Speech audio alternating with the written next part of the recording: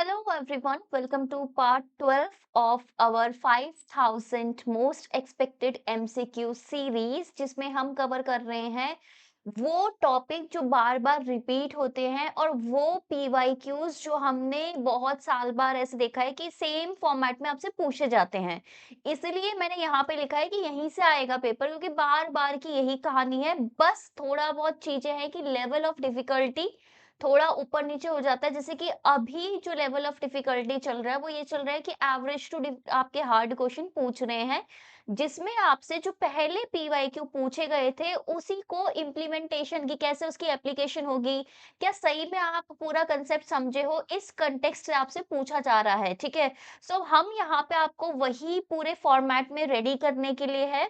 और उस ये जो सीरीज़ है इसमें मैं जो एमसीक्यू कराती हूँ उसकी डिटेल एक्सप्लेनेशन भी देती हूँ, साथ के साथ इसकी जो पीडीएफ है वो हमारे टेलीग्राम चैनल पे @द डिस्कवर स्टडी में मिल जाएगी। और अगर आप फर्स्ट टाइम ये वीडियो देख रहे हो, ये चैनल पे आए हो, तो welcome to my channel Discover study.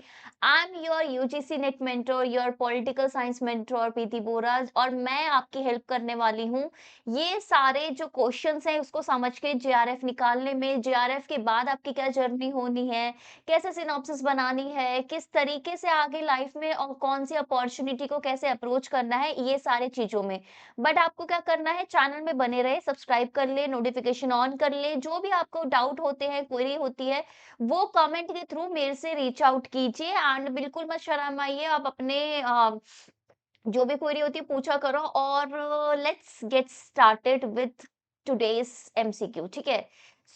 एक अच्छी न्यूज़ ये है कि जैसे हम पहले कर रहे थे, जैसे अभी हम बीच में अल्टरनेट डेज़ आ रहे थे, बट अब हम रोज़ आएँगे क्योंकि आप लोगों ने बहुत ही अच्छा रिस्पॉन्स दिया है इस सीरीज़ को, सो इसलिए अब हम रोज़ मिलेंगे। आज का पहला question, question number 81 of the series है, बट आज का पहला क्वेश्चन कुछ इस प्रकार है, ये मैच द फॉलोइंग है। और ये थ्योरीज बार-बार आपसे पूछी जाती है, जैसे world system theory, social constructivist, defensive realism, offensive realism. वैसे तो इंग्लिश हिंदी दोनों में कंटेंट है, बट मैच द फॉलोइंग ज्यादा हो नहीं पाता। बट मैं अभी आपको समझा देती हूँ। केनेट वॉल्स, जॉन मर्शाइमर, इमानुअल वॉलस्टीन और अलेक्जेंडर वेंट।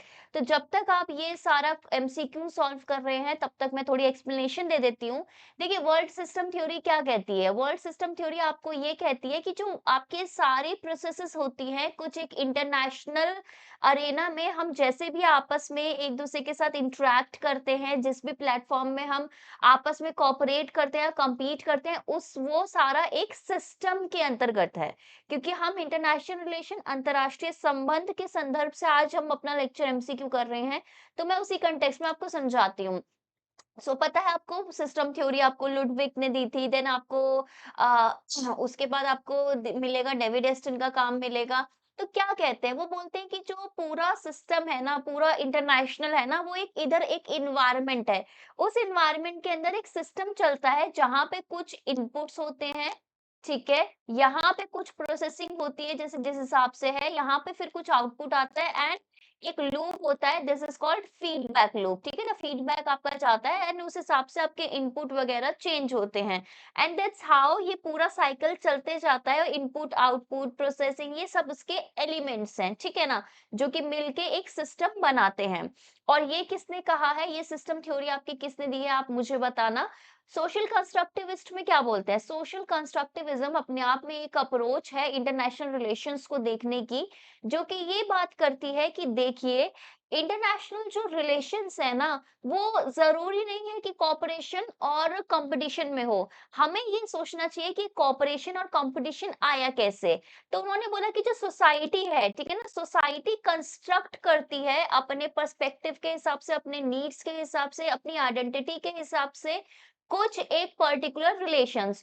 और वही जो आपके सोशल लेवल पे जो आपके कंस्ट्रक्ट किए हुए रिलेशंस है ना, वो आगे national and then international level पे रिफ्लेक्ट होते हैं। ठीक है ना।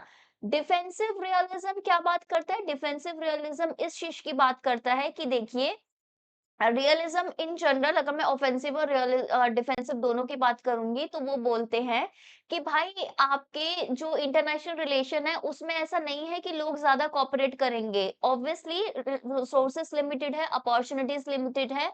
एंड आपकी जो रिक्वायरमेंट्स है हर किसी के नेशनल इंटरेस्ट वो बहुत ज्यादा है। तो क्योंकि जो ह्यूमन है वो कहीं ना कहीं गवर्नेंस कर रहे हैं, तो वो अपनी नीड के हिसाब से चलेंगे, उनके लिए अपने नेशनल इंटरेस्ट सबसे सर्वोपरि सबसे ऊपर होंगे। सो आपके हमेशा एक कहीं ना कहीं आपका क्या चला रहेगा, एक रेस चलती रहेगी, पावर स्ट्रगल चलते रहेगा। एंड बिकॉज ऑफ दैट आपका एक कंपटीशन हमेशा रहेगा, जिसमें आप एब्सोल्यूट गेन नहीं बल्कि रिलेटिव गेन पे ज्यादा फोकस करोगे, कि दूसरे की तुलना में आपको ज्यादा चीजें मिले। तो डिफेंसिव रियलिज्म आपका बोलता है कि आप अपनी सिक्योरिटी इतनी स्ट्रांग कर लीजिए कि कोई दूसरा आपसे compete ना कर पाए। वही ऑफेंसिव रियलिज्म कहता है कि आप अपनी पावर इतनी स्ट्रांग कर लीजिए कि आप हर जगह जीते, ठीक है ना। तो दो अलग थ्योरीज हैं। सो डिफेंसिव रियलिज्म केनेथ वॉल्स आपका बात करते हैं, this is a part of structural realism, ठीक है। ऑफेंसिव रियलिज्म बात करते हैं जॉन मर्शाइमर, अमेरिका की जो पावर को जब वो जिस तरीके से देखते हैं उस कंटेक्स्ट में। वही बात आ जाती है आपके कंस्ट्रक्टिविज्म की, तो कंस्ट्रक्टिविज्म की बात होती है अलेक्जेंडर वेंट के द्वारा।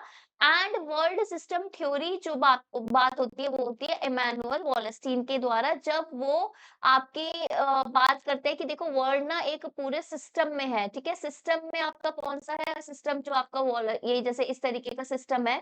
तो इसके हिसाब से ये जो डेविड एस्टन का है सिस्टम है, इसके हिसाब से अब वर्ल्ड कैसा बन गया है कि 3 तरीके की कंट्रीज प्राइमरली बन गई है। 4 जो कि बहुत ही ज़्यादा डेवलप्ड है, ठीक है? जो और उसके बाद आपके semi periphery and then periphery. तो पेरिफेरी के पास सारे रिसोर्सेज, लेबर सब कुछ है, जो रिसोर्सेज, लेकिन उसके पास ना तो टेक्नोलॉजी है, ना इंस्टीट्यूशन है, ना फाइनेंशियल इन्वेस्टमेंट है। तो वो क्या करता है, रिसोर्सेस और रॉ मटेरियल्स और लेबर वो ऐसे अंदर देता है, बदले में ये मैन्युफैक्चरिंग वगैरह करके इसको किस कैसे ट्रीट करते हैं, मार्केट की तरह ट्रीट करते हैं। सो दैट वाज आपका वर्ल्ड सिस्टम थ्योरी, ठीक है ना। कहीं न कहीं ये जो डेविड एस्टन वाला सिस्टम है कि ऐसा सिस्टम बन रखा है, उसी को ही आगे बता रखा है इन्होंने, जो 16th सेंचुरी का जो कॉलोनियलिज्म था उसको एनालिसिस करते हुए ये बताया था। सो आपका आंसर होना चाहिए 3412, तो 3412 है, yes, this is your right answer, ठीक है ना। सो यहाँ पे हम जब एमसीक्यू कर रहे हैं तो पूरा एक-एक चीज अच्छे से पढ़ रहे हैं, राइट? तो थोड़ा इस तरीके से ही आपका फॉर्मेट होना चाहिए पढ़ाई का, राइट? और ये सारे पीवाईक्यूज हैं जो आपके एग्जाम में पूछे गए हैं, सो प्लीज पे अटेंशन। ठीक है, नेक्स्ट क्वेश्चन आपके सामने कुछ इस प्रकार है, क्वेश्चन नंबर 82 व्हिच इज कि आप हमें बताइए कि अप्रोचेस कौन सी क्या है। Inside out approach, outside in approach, उसके बाद थ्योरी ऑफ रिलेटिव गेन और theory of absolute gain, realism, liberalism, structural realism और क्लासिकल रियलिज्म। ठीक है, ये आपके पास 4 ऑप्शंस हैं। सो फटाफट बताओ, और जिन्होंने भी वीडियो को लाइक नहीं किया लाइक कर दो यार फटाफट से। और जब आप कमेंट करते हो ना, तो मुझे बताया करो कि आपको वीडियो में और क्या-क्या चाहिए, यानी कि आपको और क्या-क्या इम्प्रूवमेंट चाहिए वो आप मुझे बताओगे। साथ ही साथ इस वीडियो में आपको क्या चीज़ अच्छी लगती है वो भी मुझे बताओगे, सो दैट मुझे समझ में आए कि अच्छा ये चीज़ अच्छी लग रही है, इसको रखे रखना है और इसमें क्या इंक्लूजन और सब्ट्रैक्शन करना है, राइट? सो चलिए, सबसे पहले थ्योरी ऑफ रिलेटिव गेन और एब्सोल्यूट गेन देख लेते हैं। रिलेटिव गेन का मतलब क्या है कि सपोज अगर कोई 10 चीजें हैं, ठीक है, कोई 10 आपके पास, मेरे पास है 10 टॉफीज हैं, ठीक है, या मेरे पास 10 चॉकलेट्स हैं, ठीक है, तो मैं क्या करूंगी, मेरे को उसको तीन तीन लोगों में बांटना है। तो किसी को मैं 5 दे दूंगी, ठीक है, किसी को मैंने 3 दे दी, किसी को मैंने 2 दे दिया। तो ऐसे में अगर किसी को मैंने 5 दिया, ए, ठीक है, बी और ये सी, तो ए बोलेगा ना कि यार मैं तो, मेरा तो क्या हो रहा है, मेरे को ज़्यादा मिल रहा है, ठीक है? मेरे को ज़्यादा चॉकलेट मिल रही है, दैट मीन्स कि मेरे को मतलब नहीं कि इसको 3 मिल रहा है, इसको 2 मिल रहा है, मतलब इनके कंपैरिज़न में, ठीक है? इनके कंपैरिज़न में यानी कि रिलेटिव टू बी एंड सी मुझे चीज़ें ज़्यादा मिल रही है। सो यही कांसेप्ट होता है थ्योरी ऑफ रिलेटिव गेन का, कि दूसरे के कंपैरिज़न में आप रिसोर्सेज़ ज़्यादा टैप कर रहे हो, आप इंटरनेशनल जो रिलेशंस है उसको ज़्यादा आप लीड कर रहे हो, या आप कहीं न कहीं आपको ज़्यादा गेन हो रहा है। And this is the crux, this is the basis of realism, जो कि आपके थूसिडाइडस ने भी बात की थी हिस्ट्री ऑफ पेलोपोनेशियन वॉर में, कि जभी भी ऐसा कॉम्पिटिशन ऑफ पावर होता है, तो पोल्स क्रिएट हो जाते हैं, उनके बीच में बैलेंस ऑफ पावर क्रिएट करने के लिए कांस्टेंट आपका कंपटीशन चलते रहता है। एंड देन आप देखते हो कि आपके मॉर्गन था वगैरह ने प्रिंसिपल्स लिखे हैं, तो this is the basis of realism. वही बात आती है एब्सोल्यूट गेन की। एब्सोल्यूट गेन का मतलब क्या है, कि ए और बी ने ना आपका आपस में वो कर लिया, एक हाथ मिला लिया। ए और बी ने बोला कि यार अगर हम ए प्लस बी साथ में अगर हम कोऑपरेट करें, ठीक है ना, हम कोऑपरेट करें तो ये पूरे के पूरे 10 हमको मिल सकते हैं। और हमें पता चला यार ए और बी तो भाई बहन है, ठीक है, सपोज फॉर एग्जाम्पल, तो एक ही घर में जा रहे हैं 10 चॉकलेट, यानी कि इसमें क्या हुआ, इसमें इनको एब्सोल्यूट गेन हुआ, यानी कि सारे 10 चॉकलेट ये लोग ले गए। क्यों? क्योंकि ये कॉम्पीट नहीं कर रहे थे आपस में, ये कोऑपरेट कर रहे थे, ठीक है? जब कोऑपरेट करते हैं, जब हम बात करते हैं फ्रीडम ऑफ नेविगेशन की या हम टेक की कोऑपरेशन की बात करते हैं, तो अगर एक जगह आप ऑनलाइन बैंकिंग अगर एक जगह है और वर्ल्ड में एक दूसरे के साथ कोऑपरेट करके उन्होंने सारे वर्ल्ड में पूरे वर्ल्ड में ऑनलाइन बैंकिंग खुलवा दी, तो बहुत जल्दी हो जाएगा ट्रांज़ैक्शन और पूरे वर्ल्ड को फ़ायदा होगा। And this is the crux of liberalism, ठीक है ना? उदारवाद का क्रक्स यही है। नेक्स्ट आ जाता है कि इनसाइड आउट अप्रोच और आउटसाइड इन अप्रोच, ठीक है? सो ये क्या है? तो इनसाइड आउट क्या है कि इनसाइड आउट आउटसाइड इन क्या है? आउटसाइड का मतलब क्या है कि कुछ चीज़ें बाहर हैं, जो कि डिसाइड कर रहे हैं कि इंटरनल आपका किस तरीके से चीज़ें होंगी, ठीक है? तो बाहर क्या होता है? बाहर होता है स्ट्रक्चर, कि जिस तरीके से स्ट्रक्चर है, उस तरीके से आपके रिलेशंस हो रहे हैं और उस तरीके से आपके एक्शंस आपके डिटरमाइन हो रहे हैं। And this is the crux of structural realism. वहीं अगर हम इनसाइड आउट की अप्रोच की बात करेंगे तो उसमें हम मेनली एम्फेसिस करेंगे कि भाई इनसाइड आउट यानी कि आपके कुछ नेशनल इंटरेस्ट हैं। इन नेशनल इंटरेस्ट के हिसाब से क्या कर रहे हो? आप एक्शन ले रहे हो और उसी हिसाब से आपके रिएक्शन रिलेशंस बन रहे हैं, ठीक है? So this is a crux of आपके क्लासिकल रियलिज्म। तो कहीं है हमारे पास ऑप्शन 4 3 1 2, 4 3 1 2 है। 4 3 2 1 क्यों लिख रखा है? एक second. This will be 4, this will be 3, ठीक है। 4 3 1 2 ये रहा, ठीक है। थर्ड ऑप्शन समझ में आ रहा है अच्छे से? मैं हर एक चीज एक्सप्लेन कर रही हूँ, आई होप आपको भी समझ में आ रहा होगा। नेक्स्ट क्वेश्चन, वीडियो लाइक जरूर कर दो, ठीक है, और पार्टिसिपेट भी साथ साथ करो। देखिए 4 थ्योरीज दे दिया आपको और आप सोच रहे होगे कि यार ये तो हमारे सिलेबस में था नहीं, बट इंटरनेशनल रिलेशन एक ऐसा सब्जेक्ट है कि कुछ भी चीज अगर बाहर चल रही है, करंट में चल रही है, तो आपसे पूछी जाएगी। ये बाहर एक करंट में चल रहा था टॉपिक इंडो पैसिफिक का, और अगर हम जब हम इंडो पैसिफिक की बात करते हैं ना, इंडो पैसिफिक के कंटेक्स्ट में जो क्लासिकल थ्योरीज जो हम लिखते हैं, बिकॉज मैंने अपनी थीसिस में क्लासिकल थ्योरीज इसमें कवर करी है, एंड जिसमें मैंने महान मैकेंडर स्पाइकमैन सबकी थ्योरीज कवर करी है, अगर मैं बात करूंगी मैं तो उसमें आपको मेजरली लिखेगा यार ये तो सिलेबस में आ गया है, ठीक है। सो 4 थ्योरी है, heartland theory, rimland theory, sea power theory and air power theory, and हमारे प्रोपोनेंट है एटी महान, हेल्फोर्ड मैकेंडर, ठीक है, Alexander Seversky and Nicholas Spykman. अब ये थ्योरी क्या कहती है पहले मैं वो बता देती हूँ, एंड जब तक आप बताओ कि इसका आंसर क्या हो सकता है। सबसे पहले सी पावर थ्योरी की तरफ बात करते हैं। तो सी पावर थ्योरी बेसिकली आपको एक छोटी-सी बात कहती है। वो ये बोलता है कि ये वाली थ्योरी कि भाई सी की पावर है, यानी कि whoever rules the rules the world, यानी कि जो भी पर्सन रूल करेगा सीज पे, वेव्स में, वही रूल करेगा आपके वर्ल्ड में, ठीक है? और ये बेसिकली एज़ अ सजेशन दिया जाता है किसको? अमेरिका को, यूएस को, कि भाई ये स्टडी बेसिकली ये जो आपकी स्टडी है, ये मैं बता देती हूँ इसका आंसर, अल्फ्रेड थायर महान की स्टडी है, ठीक है। वो बोलते हैं इनकी जो सी पावर का कंसेप्ट है, ये इसको मेनली एम्फेसिस डालते हैं कि ग्रेट पावर कैसे बनते हैं। जब ये स्टडी करते हैं ना ब्रिटेन को, तो ये देखते हैं कि जब कॉलोनियलिज्म फैल रहा था तो ब्रिटेन ही कॉलोनियल पावर क्यों बना, इतनी बड़ी जीडीपी उसके पास कैसे आई, जबकि उसका एरिया भी कम है, लोग भी कम है। तो उन्होंने रीजन बोला कि सी पावर, कि उन्होंने उनकी navies, because of their advancement, ठीक है, जो नेवल एडवांसमेंट है, उसकी वजह से वो एक कॉलोनियल पावर बना। एंड उन्होंने ये सजेशन दिया अमेरिका को कि आपको भी नेवल पावर बनना चाहिए, तभी आप ग्रेट पावर बनोगे, because whoever rules the sea waves, ठीक है, रूल्स द वर्ल्ड, ठीक है। इस तरीके से ये थ्योरी है। अब एज अ क्रिटिसिज्म इसका आया हार्टलैंड थ्योरी, ठीक है, ये याद रखना, एज अ क्रिटिसिज्म ये आया था।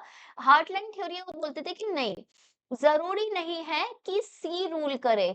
तो जो एरिया है ना, एरिया जो आपके, यानी कि जो लैंड वाला जो एरिया है ना नियर सी, जैसे कि कोस्ट हो गए, आपके लैंड हो गए, वो ज़्यादा इम्पोर्टेंस रखते हैं। जैसे इन्होंने बताया कि पोर्ट्स की इम्पोर्टेंस है, चोक पॉइंट्स की इम्पोर्ट रेलेवेंस है और इन्होंने बोला हार्टलैंड थ्योरी में कि यार मैं प्रपोज़ कर रहा हूँ एक वर्ल्ड आइलैंड, ठीक है? ये वर्ल्ड आइलैंड याद रखना, ये आपसे पूछा जा सकता है।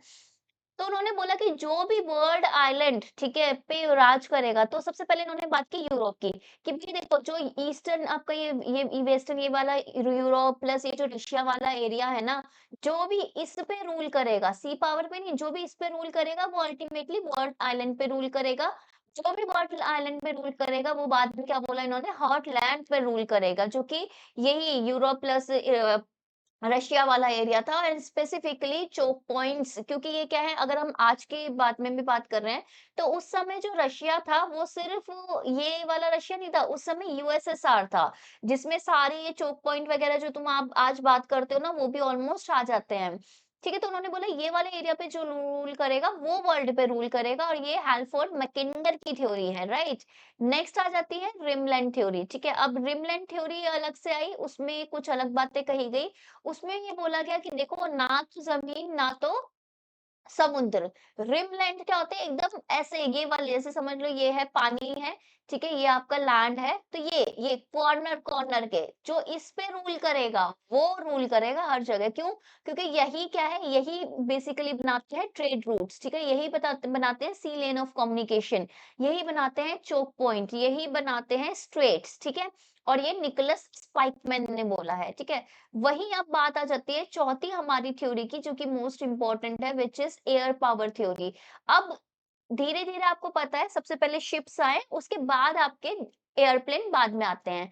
तो अलेक्जेंडर सेवर्स्की क्या बोलते हैं कि जैसे जैसे अब शिप आ गए ना, तो बहुत ही जो नेचर ऑफ वॉरफेयर है वो चेंज हो गया है, चीज़ों को देखने का तरीका चेंज हो गया है। ये बोलते हैं कि एयर पावर बहुत इम्पोर्टेंट है अगर आपको ग्रेट पावर बनना है तो। हमने बोला कि भाई हमें बता दो कैसे इम्पोर्टेंट है?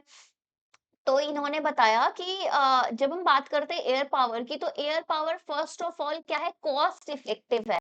उन्होंने बोला कॉस्ट इफेक्टिव कैसे है, क्योंकि उन्होंने बोला कि अगर एक प्लेन है, ठीक है ना, तो उसकी रिकॉनेसेंस यानी कि उसका जो एरिया है कि वो इतने बड़े एरिया पे नजर रख सकते हैं, प्लस इसका एक साइकोलॉजिकल इफेक्ट है, ठीक है ना, इन्होंने बोला इसका एक साइकोलॉजिकल इफेक्ट है कि सब लोग क्या सोचते हैं कि यार एयरप्लेन है, कहीं से भी बॉम्ब आ सकता है, और ऊपर से क्या है, अगर ऊपर से मॉनिटरिंग हो रही है इतने बड़े एरिया की, तो हमको पता है कि हम टारगेटेड कुछ भी चीजें कर सकते हैं।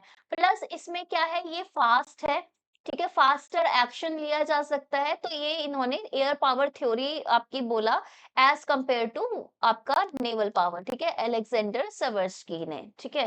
So this was your answer, ठीक है। अब आपको क्या है, 2-4, 2-4, 2 हो गया, 4 हो गया, 1-3, हाँ, ये रहा। तो मेरे को आंसर नहीं मिलते, ठीक है। So that was your answer, ठीक है। अच्छे से समझ में आ रहा है, होप समझ में आ रहा होगा, बहुत ही इंपॉर्टेंट चीजें हैं ये। नेक्स्ट क्वेश्चन आपके समक्ष कुछ इस प्रकार है, जिसमें बहुत सारे स्टेटमेंट बेस्ड क्वेश्चन है। बहुत ही इंटरेस्टिंग क्वेश्चन पूछा गया है आपके 2024 के पीवाईक्यू में, वो ये था, United State of America is still the sole super power of the world, कि संयुक्त राज्य अमेरिका अभी भी दुनिया की एकमात्र महाशक्ति है, ठीक है। तो इसमें रीजन दिए गए हैं कि बता दो यार इन पांचों में से आपको क्या लग रहा है कि क्यों है। Best and brightest of the world prefer to migrate in to America, की दुनिया के सर्वश्रेष्ठ और प्रतिभाशाली लोग अमेरिका में प्रवास करना पसंद करते हैं, फर्स्ट रीजन इन्होंने ये दिया है, ठीक है। दूसरा इन्होंने बोला है America dream is still intact, American जो ड्रीम है कि हाँ भाई अमेरिकन है, वो अभी भी बरकरार है। तीसरा इन्होंने ये बोला है US is most indebted country in the world, America दुनिया का सबसे ऋणी देश है कि जिसपे कर्जा हो। चौथा इन्होंने ये बोला है कि global surplus capital gets accumulated in the USA, कि वैश्विक अधिशेष पूंजी अमेरिका में जमा होती है। पांचवा है कि US still is the global leader in the development of new innovative technology, America अभी भी नई अभिनव प्रौद्योगिकी के विकास में वैश्विक अग्रणी है, ठीक है। अब मैं आपको कुछ ऑप्शंस रखती हूँ आपके समक्ष एंड लेट्स सी आपको क्या सही लगता है इसमें। चलो बताओ, थोड़ा छोटा दिख रहा होगा बट स्टिल आप बताओ कि आपको क्या सही लगता है। थोड़ा ऊपर का क्वेश्चन मैं छुपा देती हूँ, थोड़ा हल्का-सा बड़ा हो जाए। आई थिंक दैट्स कूल, है ना? चलो बता दो अब। सो एक-एक करके हम एलिमिनेट कर लेते हैं। देखो, सबसे पहले इसमें से एलिमिनेट क्या कर सकते हैं, ए सब में है, बी सब में है। तो ए और बी तो सही है, ठीक है? इसको देखने की भी ज़रूरत नहीं है। जभी भी इस तरीके के क्वेश्चन आते हैं ना, कभी-कभार आपके पास टाइम कम है तो ऑप्शन देख लो। कुछ ऑप्शन अगर सब में है तो ना पढ़ो, ठीक है? उसके बाद सी, डी, ई में ही थोड़ा बहुत खेला है तो सबसे पहले सी को देख लेते हैं कि सबसे इन डेप्थ सबसे ज़्यादा कर्ज़ा है इसमें। नहीं यार, कर्ज़ा कहाँ है? तो सी को हटाओ, यहाँ पे हटाया, यहाँ पे हटाया, यहाँ पे हटाया, लो आ गया आंसर। अ, वर्ल्ड का कैपिटल कैसे एक्यूमुलेट होता है? डॉलर की फॉर्म में, आप सभी को पता है, ठीक है? ग्लोबल लीडर है इनोवेटिव टेक्नोलॉजी में, बिल्कुल है, ठीक है? तो सिर्फ इतना ही करना था, इससे ज़्यादा कुछ नहीं करना था इस क्वेश्चन में, बहुत ईज़ी क्वेश्चन था। नेक्स्ट क्वेश्चन आपके समक्ष कुछ ये है एंड ये भी मुझे बहुत इंटरेस्टिंग क्वेश्चन लगा कि यूजीसी ने पूछा है एग्जामिनेशन में, आपको लगेगा यार ये क्या क्वेश्चन है? देखो, peaceful rise of China is myth rather than reality कि चीन ये चीन का शांतिपूर्ण उदय एक वास्तविकता की वजह एक मिथक है, यानी कि सच में चीन रिया पीसफुली नहीं राइज कर रहा, कुछ ना कुछ पंगा कर करके राइज कर रहा है। सो लेट्स सी वो पंगा क्या है, ठीक है? पहला ऑप्शन ये है कि चाइना's nibbling of neighbors territory through salami slicing strategies against its claim of peaceful rise, ठीक है? तो ये कंसेप्ट भी आपसे एग्जामिनेशन में कभी भी पूछा जा सकता है, ध्यान रखें कि चीन की इस्लामी स्लाइसिंग रणनीति के माध्यम में पड़ोसियों के क्षेत्र को हड़पना उसकी शांतिपूर्वक उदय के दावे के खिलाफ है, फर्स्ट। दूसरा, चाइना's massive aid to Asian and African countries undermines its claim of peaceful rise, की जो वो मैसिव इतना सारा पैसा देते रहते हैं ना कि हाँ भाई हम ये कमजोर देशों को, ठीक है, उसके बाद उसका क्या देख लेते हैं, सोवरेनिटी कहीं ना कहीं इनडायरेक्टली आपका ले लेते हैं, तो वो भी पीसफुल नहीं है। तीसरा, China support to non democratic and authoritarian countries violates its claim of peaceful rise की अलोकतांत्रिक और सत्तावादी देशों को चीन का समर्थन है, तो वो शांतिपूर्वक के तो अगेंस्ट ही है। चौथा है, चाइना का assertion of 9 dash line is against it's claim of peaceful rise, कि अगर तुम पीसफुल राइज कर रहे हो तो फिर तुम्हें 9 डैश लाइन में इतने सारे आइलैंड्स, इतने सारी टेरिटरी क्यों आप वो कर रहे हो, क्यों आर्टिफिशियल आइलैंड्स आप लगा रहे हो। लास्ट है, China's pursuit of wolf warrior diplomacy contradicts its claim of peaceful rise, कि चाइना का वुल्फ वॉरियर डिप्लोमेसी, ठीक है ना, कि भाई हम तो अलोन वुल्फ है, हम खुद ही लड़ लेंगे अकेले, तो ये तो भाई सही चीज है नहीं, ठीक है? ये कॉपरेशन के अगेंस्ट है, इंटरनेशनल नॉर्म्स के अगेंस्ट है। इस्लामी स्लाइसिंग का क्या होता है, जैसे कि समझ लो आपका इतना एरिया है, धीरे धीरे क्या करते हैं, इतना इतना एरिया धीरे धीरे करके हड़पने की कोशिश करते हैं, यहाँ तक आ जाते हैं, फिर बोलते हैं अरे अरे सॉरी सॉरी, आप अपना एरिया इतना वापस ले लीजिए, इस पूरी प्रोसेस में इतना एरिया खा जाते हैं। दिस इज इस्लामी स्लाइसिंग, धीरे धीरे एरिया को खाना। चलो बता दो, क्या लगता है भाई, क्या लगता है? हम्म,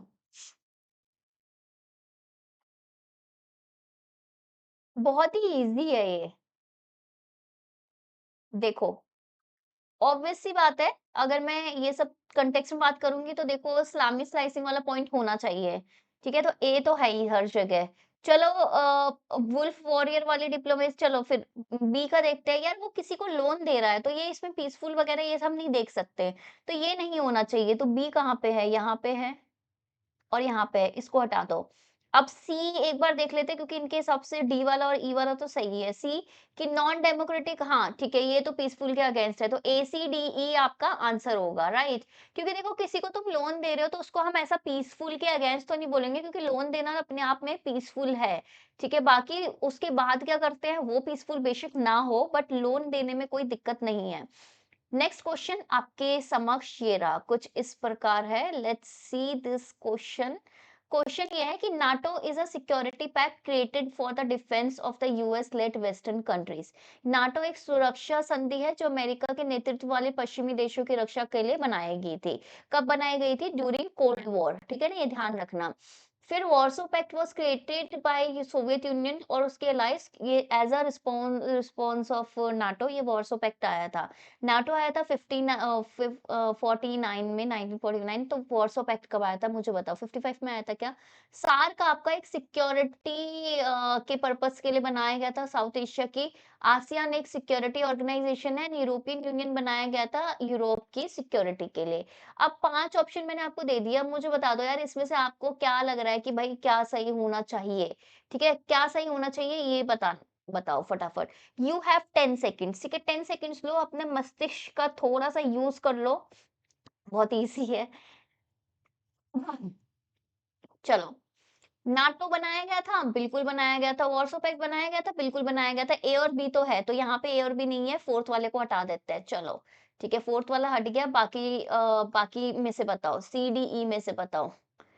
ठीक है, तो सीडीई में देखते हैं। सार्क एक चलो, European union security of Europe के लिए बनाया गया था? नहीं। क्यों? क्योंकि सबसे पहले आपकी जो सोसाइटी थी वो कोल एंड स्टील की थी, ठीक है ना? फिर जाके वो कम्युनिटी की हुई, ठीक है? कम्युनिटी आई, ठीक है? फिर वो लॉ वाली आई, फिर बाद में मास्टर्स ट्रीटी के बाद बहुत बाद में जाके आपका ईयू आया है। तो सिक्योरिटी के लिए नहीं बनाया गया था, स्टार्टिंग में तो कोल और स्टील के लिए था, वो आपका बिज़नेस के लिए ज़्यादा, इकोनॉमी के लिए ज़्यादा था। तो जहाँ पे भी ई है कहीं पे देखो, ई ऑप्शन में ही नहीं दे रखा, ई को तो चेक ही नहीं करना था। ठीक है, सॉरी इधर दे रखा था, ये तो हमने पहले ही हटा दिया। चलिए बाकी देख लेते हैं। आसियान एक सिक्योरिटी डायलॉग है? नहीं, सिक्योरिटी नहीं है, सिक्योरिटी के अलावा बहुत सारी इसकी इसकी बहुत सारी मल्टीपल डायमेंशंस है। सिर्फ आपको सिक्योरिटी के लिए नहीं बना रखा था। And same for SAARC, SAARC हमारा सिक्योरिटी के लिए नहीं आया था। सिक्योरिटी, सार्क के आने से कोई सिक्योरिटी ऊपर-नीचे कुछ ऐसा नहीं हुआ है, बल्कि ये जो आसियान और सार्क है, ये आप सिर्फ आप सिक्योरिटी के कॉन्टेक्स्ट में नहीं बोलोगे, इसकी म पॉलिटिकल, इकोनॉमिक, ठीक है, सिक्योरिटी बहुत सारी मल्टीपल डायमेंशन है, तो इसमें सिर्फ ए और बी ही सही है और कोई सही नहीं है। राइट, इतनी चीजें समझ में आ गई। So that's it for today. I hope आपको चीजें समझ में आई होगी। आई होप आपको लेक्चर सीरीज अच्छी लग रही है, एंड आई होप कि आपको सारी पीडीएफ्स मिल गई होंगी। पीडीएफ मैंने मेरा जो डिस्कवर स्टडी की ऐप है उसमें भी डाल रखी है, उसमें भी अलग से एक फोल्डर बना दिया है मैंने, उसमें आप पीडीएफ ले सकते हैं। और ऐप में ना आप ऑल यूनिट नोट्स खरीद लो, बहुत ही अच्छे हैं। एंड अगर आपको पूरा कोर्स चाहिए उसमें स्पेशल डिस्काउंट चल रहा है, और स्पेशल डिस्काउंट के साथ-साथ हमारा जो व्हाट्सएप नंबर है उसमें आप हमें कॉन्टैक्ट करके पूछ भी सकते हैं डिस्काउंट का। ठीक है? चलिए bye bye, take care, have a nice day, I will see you tomorrow, क्योंकि अब मैं आपसे मिलने वाली हूँ रोज़।